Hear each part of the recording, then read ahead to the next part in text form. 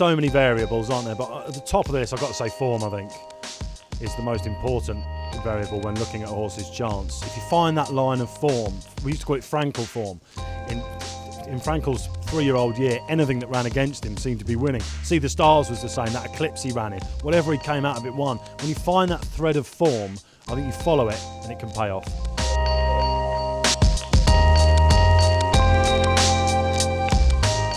A lot of importance on the jockey, personally, especially when it comes to an apprentice, especially in sprint races and the likes. I think if you do your jockey stats, their brain power is a big thing. A decision making at a critical time seems to be the difference between winning and losing. For me, I place a lot of importance on the jockey.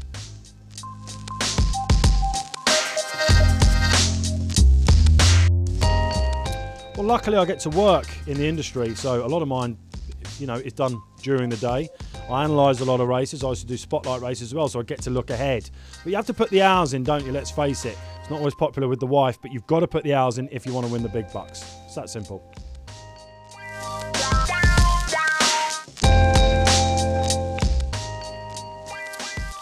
Eyes over ears is a classic saying, isn't it? You can have too much information sometimes, I think, and looking back on videos is absolutely key for me. I always say, rely on what you've seen, back your judgment, never mind the market if you've seen something you know is going to improve.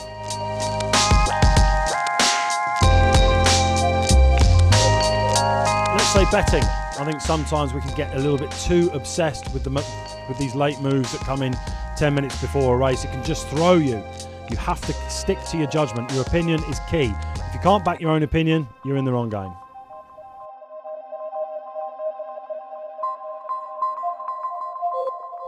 A lot of people will say discipline here. I think that's absolutely right, but stubbornness is the one for me. It's been my Achilles heel throughout.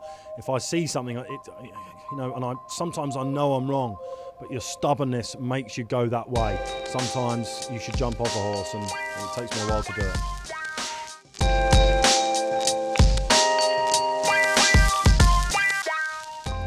Never trust a man with a shiny forehead.